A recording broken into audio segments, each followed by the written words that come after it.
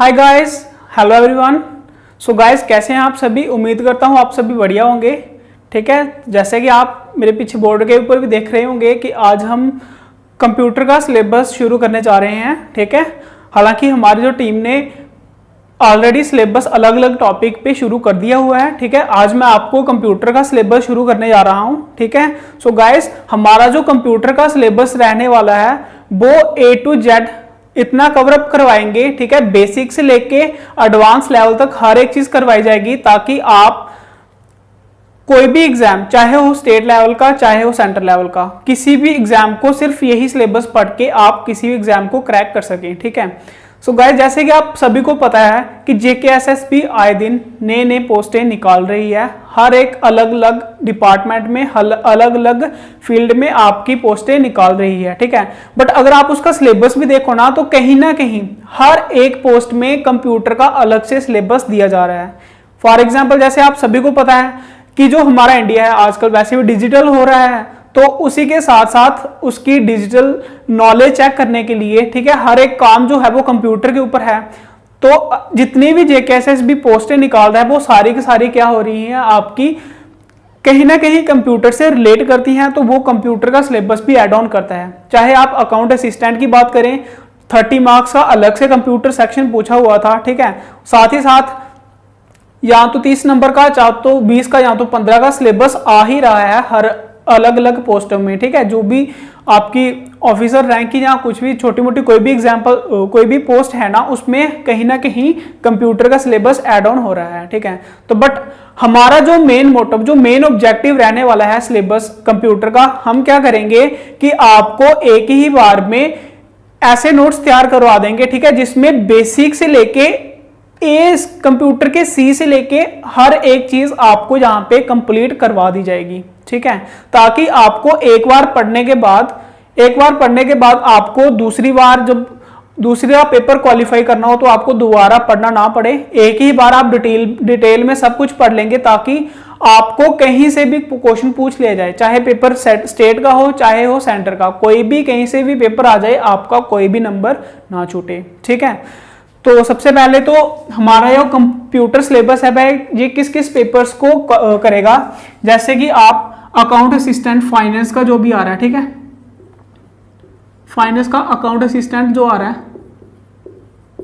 Then उसके बाद पटवारी का जो अभी सिलेबस निकल रहा है।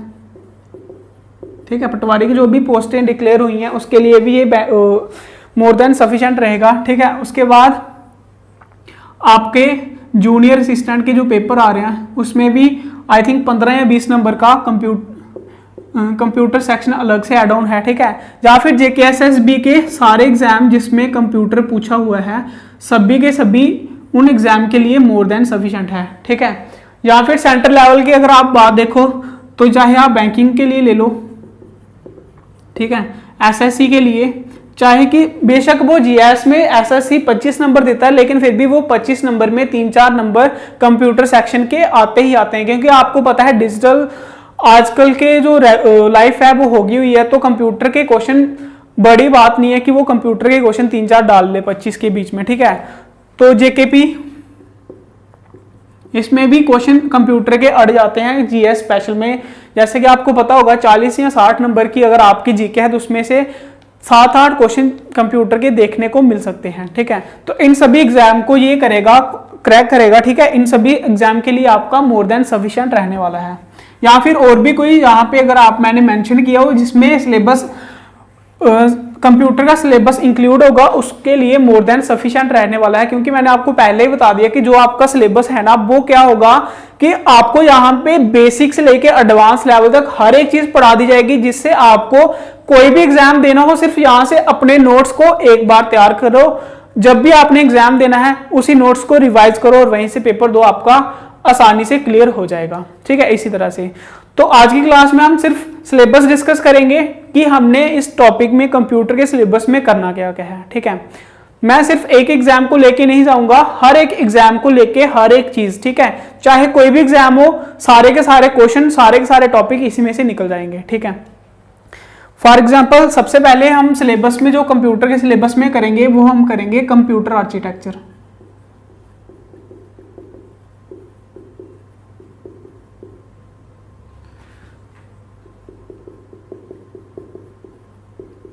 ठीक है। सबसे पहले तो हम करेंगे कंप्यूटर आर्किटेक्चर। कंप्यूटर आर्किटेक्चर के अंदर ही आपके इसके कंप्यूटर के कंपोनेंट्स आ जाएंगे। ठीक है, कंप्यूटर के कंपोनेंट्स आ जाएंगे, कंप्यूटर के ऑब्जेक्टिव्स कि उसका मेन मोटो क्या है, कंप्यूटर होता क्या है, कंप्यूटर के अंदर क्या क्या चीज होती है, और कंप्यूटर के अंदर जो जो जिस चीज के से कंप्यूटर बनता है वो हर एक चीज को डिटेल से हम पढ़ेंगे, ताकि क्वेश्चन कंपोनेंट के अंदर कहीं से भी आ जाए हम उसको आसानी से कर सकें। ठीक है, हर एक चीज यहां पे पूछी जाएगी। ठीक है, अगर मान लो कंप्यूटर के ऑब्जेक्टिव की बात कर दो, ठीक है, कंप्यूटर के कंपोनेंट्स की बात कर लो। ठीक है, कंप्यूटर के कंपोनेंट्स के अंदर होता क्या क्या है, एक तो इनपुट डिवाइस, एक तो आपका आ जाएगा सीपीयू, एक आता है आपका आउटपुट। ठीक है, ये इनपुट और आउटपुट ये अलग से हम टॉपिक को डिटेल से पढ़ेंगे। ठीक है, कंपोनेंट्स के हम ज्यादा मेन फोकस रखेंगे सीपीयू के ऊपर। ठीक है, ये सीपीयू होता क्या है, हालांकि आपको दिख रहा होगा जी कि जो आपके कंप्यूटर के साथ एक बड़ा सा बॉक्स लगा होता है उसी को सीपीयू बोलते हैं, बट ये आपको जो थिंकिंग है ये बिल्कुल गलत है। ठीक है, सीपीयू जो होता है वो इसके अंदर भी कोई मेन पार्ट के इसका जो मदरबोर्ड है, मदरबोर्ड के अंदर ऐसी चिप लगी थी, खास करके उसी को बोलते हैं सीपीयू। उसको भी हम डिटेल में पढ़ेंगे। ठीक है, किस में पढ़ेंगे, कंप्यूटर आर्किटेक्चर के अंदर ये सारी चीजें पढ़ेंगे। ठीक है, आप ये समझ लो, देख लो कि कंप्यूटर का सीपीयू, सीपीयू के अंदर मदरबोर्ड लगा हुआ है, मदरबोर्ड के अंदर आईसी लगा हुआ है। आईसी किस चीज का बनता है, उसी को जिसको सीपीयू बोलते हैं, उसके अंदर क्या क्या चीजें होती हैं वो सारा का सारा हम पढ़ेंगे। यहां से बेसिक लेवल से शुरू होंगे, हर एक चीज पढ़ाई जाएगी आपको, ताकि आपका क्वेश्चन कोई भी कहीं से भी पूछ ले। बेटा फॉर एग्जाम्पल देख लो, क्लास 4 का पेपर देख लो, था वो 10th लेवल का, क्लास 4 का सबसे पहली लेवल जो आती है आपकी पोस्ट में। ठीक है, लेकिन अगर आप उसके पेपर की टफनेस देखो ना तो हाई लेवल की आप टफनेस मान सकते हो। ठीक है, क्योंकि ये सब कुछ क्या बयान करता है कि आपका जो कंपटीशन है वो बड़ा ही जबरदस्त हो गया हुआ है। ठीक है, इसलिए आपको एक बार सिलेबस इस तरह से पढ़ लो सारा कुछ डिटेल से, ताकि आपको कहीं और पढ़ने की जरूरत ना पड़े। ठीक है, इस तरह से आपको पढ़ाएंगे। पहला हो गया आपका कंप्यूटर आर्किटेक्चर। देन उसके बाद हम सेकंड नंबर पे पढ़ेंगे मेमोरी यूनिट। ठीक है,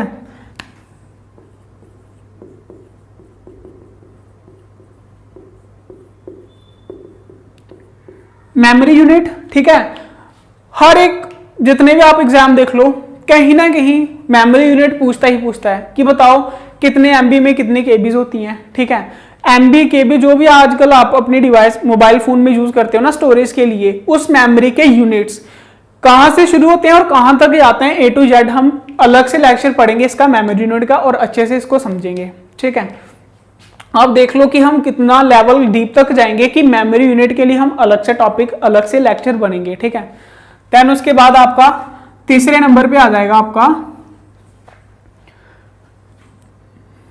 अच्छा कंप्यूटर आर्किटेक्चर हो गया, मेमोरी यूनिट हो गया, देन उसके बाद हम करेंगे कंप्यूटर हार्डवेयर।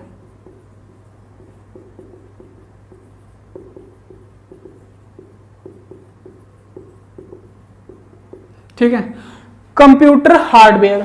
हार्डवेयर कंप्यूटर कौन सा होता है, जिस मतलब कंप्यूटर का वो पार्ट जो टेंजेंशियल हो। टेंजेंशियल मतलब कि जिसको आप टच कर सको। ठीक है, वही होते हैं आपके कंप्यूटर हार्डवेयर, जो आपको सामने कंप्यूटर के ऊपर दिख रहे हैं। ठीक है, कंप्यूटर के पार्ट्स, ठीक है, जिसको आप टच कर सकते हो। ठीक है, वो सारे के सारे कंप्यूटर हार्डवेयर के अंदर आएंगे। ठीक है, कंप्यूटर हार्डवेयर के अंदर आएंगे तो कंप्यूटर हार्डवेयर को भी हम दो टाइप में कन्वर्ट कर लेंगे। एक होंगे इसके इंटरनल हार्डवेयर या इंटरनल पार्ट बोलो, एक होंगे आपके एक्सटर्नल। ठीक है, इंटरनल का मतलब जो कंप्यूटर के अंदर। ठीक है, कंप्यूटर जो आपका मेन जो आपका सीपीयू आप बोलते हो, बाहर जो बॉक्स है उसके अंदर एक एक पार्ट जो है ना वो सारे के सारे आपके इंटरनल पार्ट्स के अंदर आएंगे। एक्सटर्नल पार्ट में क्या आएगा, जो भी आप कंप्यूटर के साथ अटैच करते हो ना, जैसे कि फॉर एग्जांपल आपके आउटपुट डिवाइस हो गए या इनपुट डिवाइस हो गए, ये सारे के सारे हम किस में पढ़ते हैं, एक्सटर्नल में। या आपका मॉनिटर हो गया, माउस हो गया, कीबोर्ड हो गया, ये जितने भी हैं वो सारे के सारे आपके आएंगे एक्सटर्नल वाले में। ठीक है, इंटरनल वाले में जो कंप्यूटर के अंदर होते हैं, होते तो वो भी टेंजेंशियल हैं। ठीक है, तो उसको भी हम हार्डवेयर बोलते हैं। जो भी है आपका रैम रोम, ठीक है, वो सारा का सारा हम पढ़ेंगे इसमें। किसमें, कंप्यूटर हार्डवेयर के अंदर, ठीक है। देन उसके बाद कंप्यूटर हार्डवेयर आ गया, देन उसके बाद हम पढ़ेंगे कंप्यूटर सॉफ्टवेयर।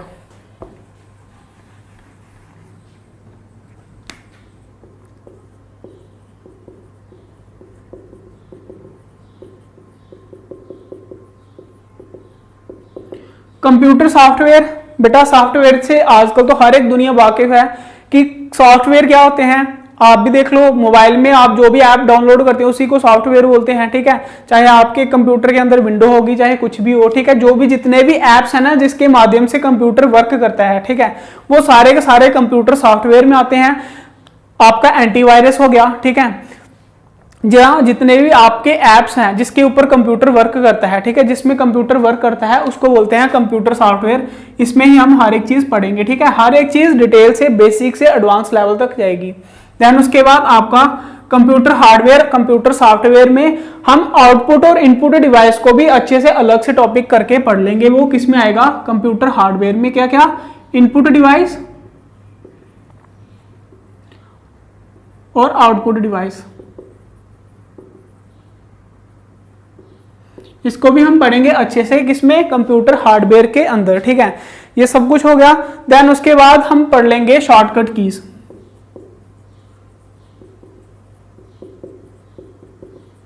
ठीक है। शॉर्टकट की भी हर बार एग्जाम में पूछ ही लेता है बेसिक, क्योंकि जिसमें भी आपका साइंस, जनरल साइंस या स्पेशल जीएस स्पेशल होती है ना, ठीक है, उसमें क्या होता है कि जिसमें हर एक टॉपिक मिक्स किया होता है, उसमें तो एक आधा क्वेश्चन शॉर्टकट कीज में से पूछ लेता है। जितनी भी आपकी शॉर्टकट की हैं, जितनी, ठीक है, बेसिक से लेके छोटी से और बड़ी से बड़ी, सारी के सारी हम पढ़ेंगे शॉर्टकट की के अंदर, ठीक है। शॉर्टकट की हमने पढ़ लिया। देन उसके बाद हम पढ़ेंगे एमएस ऑफिस के ऊपर आ जाएंगे, ठीक है।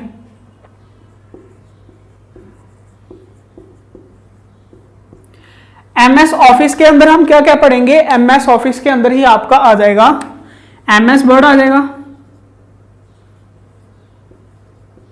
ठीक है, एमएस एक्सेल आ जाएगा, आपका एमएस पावर पॉइंट आ जाएगा। फाइल एक्सटेंशन क्या होता है वो भी हम बता देंगे,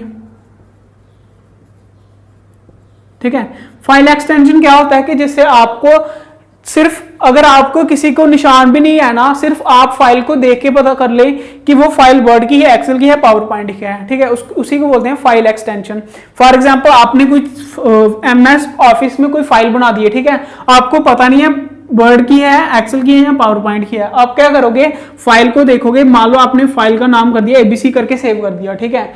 अगर तो वर्ड डॉक्यूमेंट वर्ड की होगी, एमएस वर्ड की होगी, तो वो क्या करेगा, abc.docx लिख देगा, ठीक है। यहीं से हमें पता चल जाता है कि ये जो फाइल है किसकी है, एमएस वर्ड की है, ठीक है। इसी तरह से अलग अलग इनके पॉइंट है, इसको भी हम पढ़ेंगे किसमें, एमएस ऑफिस के अंदर पढ़ेंगे, ठीक है।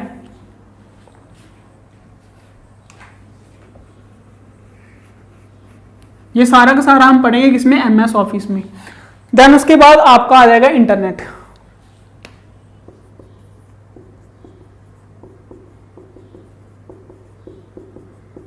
ठीक है। इंटरनेट में आपके जितने भी इंटरनेट ब्राउजर हैं, कहां से शुरू हुए कहां तक, www वगैरह हर एक चीज पढ़ेंगे, ठीक है। साथ ही साथ नेटवर्किंग जो भी है आपके इसमें वो भी हम पढ़ेंगे। नेटवर्किंग मतलब जो भी आपके नेटवर्क हैं, लैन है, वैन है, ठीक है, जो भी है हर एक चीज आपकी डिटेल से पढ़ाई जाएगी आपको, ठीक है। या फिर आपको प्रोग्रामिंग लैंग्वेज के भी आपको बेसिक जो क्वेश्चन एग्जाम में बनते हैं वो भी आपको करवा दिए जाएंगे।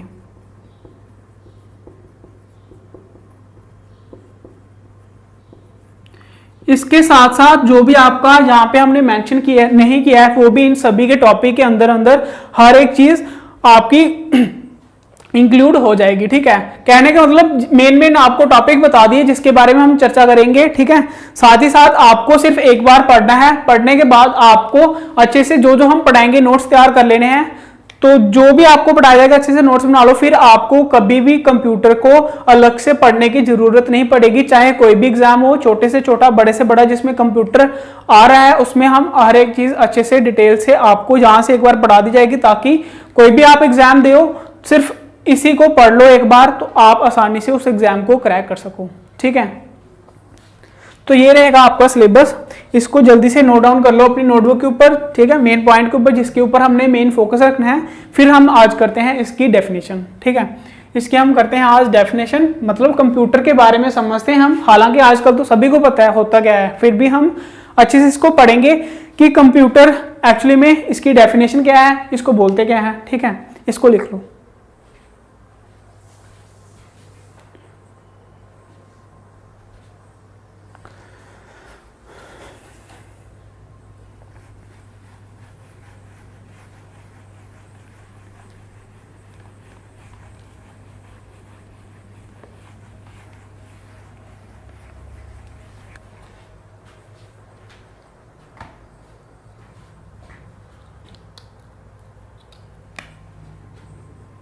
तो सबसे पहले आप हेडिंग डाल लो, कंप्यूटर के बारे में आज पढ़ लेते हैं। सिर्फ इंट्रोडक्शन ही करेंगे हम, ठीक है, इसका कंप्यूटर का कि होता क्या है। बाकी मेन जो आपका मेन सिलेबस जो है वो आपकी नेक्स्ट क्लास से शुरू होने वाला है। ठीक है, दैट इज जो आपका फर्स्ट टॉपिक मैंने आपको बताया था कंप्यूटर आर्किटेक्चर का, वो हम करेंगे कल ही करेंगे। ठीक है, आज सिर्फ हम मेन इंट्रोडक्शन पढ़ेंगे कंप्यूटर का। ठीक है, तो सबसे पहले कंप्यूटर,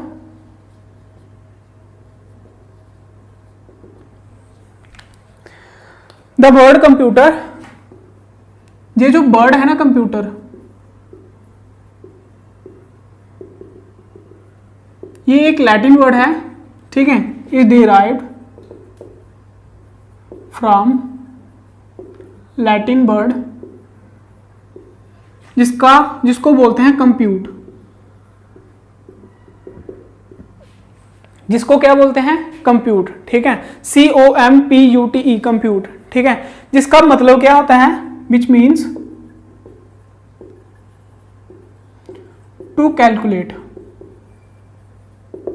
ठीक है, जिसका मतलब क्या होता है, कैलकुलेट करना, किसी चीज को कैलकुलेट करना। उसी वर्ड से कंप्यूट से मिलकर बना है हमारा क्या, कंप्यूटर। ठीक है, अगर इसको अलग से हम डिफाइन करना चाहें तो क्या है कि it is a electronic device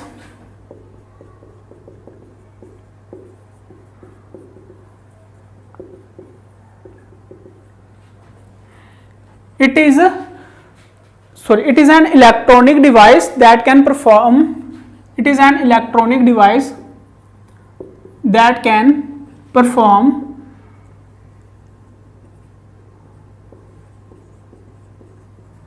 it is an electronic device that can perform arithmetic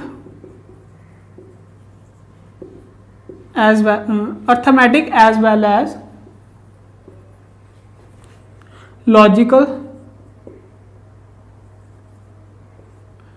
operation at very high speed।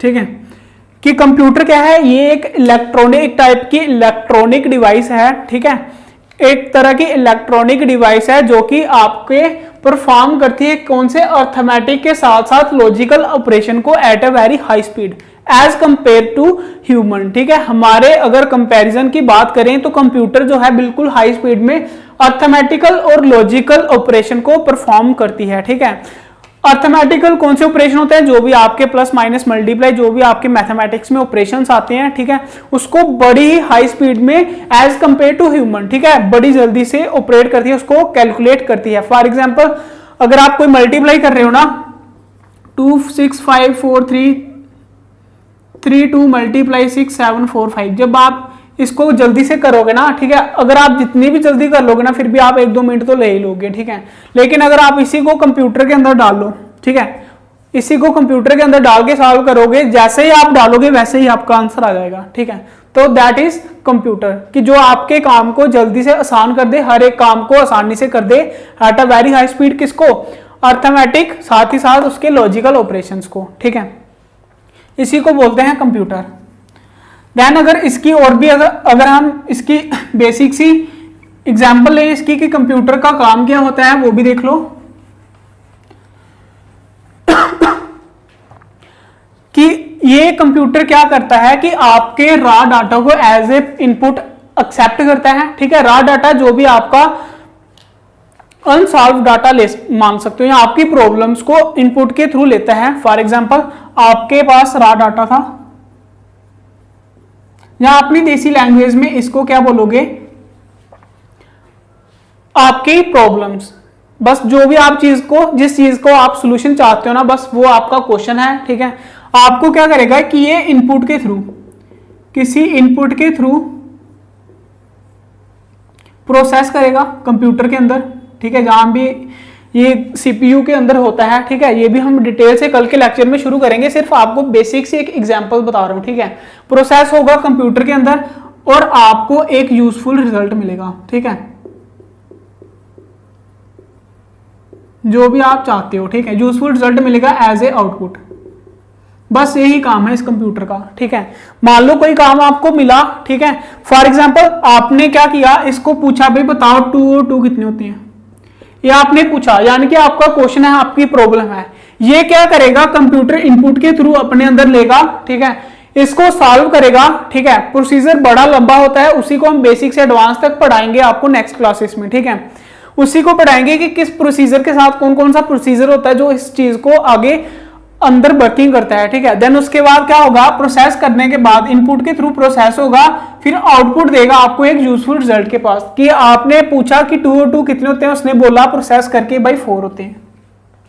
यहां से लेके यहां तक जितना भी प्रोसेस होता है, हर एक चीज हम पढ़ेंगे डिटेल में, कि वो पहले जो इंफॉर्मेशन है वो कहां पे जाती है, इनपुट के थ्रू आपके कंप्यूटर के अंदर कहां कहां वो प्रोसेस करती है, कैसे कैसे इंफॉर्मेशन बनती है, हर एक चीज आपको यहाँ पे अच्छे से बताएंगे। ठीक है, तो बस यही है आपका मेन कंप्यूटर का काम। ठीक है, अगर इसके ऑब्जेक्टिव की बात करें, ठीक है, अगर हम इसके ऑब्जेक्टिव की बात करें, फॉर एग्जांपल इसका यूजेस क्या क्या है। ठीक है, अगर इसके यूजेस की बात करें तो भाई आजकल तो हर एक किसी को पता है, हर एक बंदे को जिससे मर्जी पूछ लो कंप्यूटर की यूज बता देगा भाई। हर एक घर में आजकल कंप्यूटर का काम है।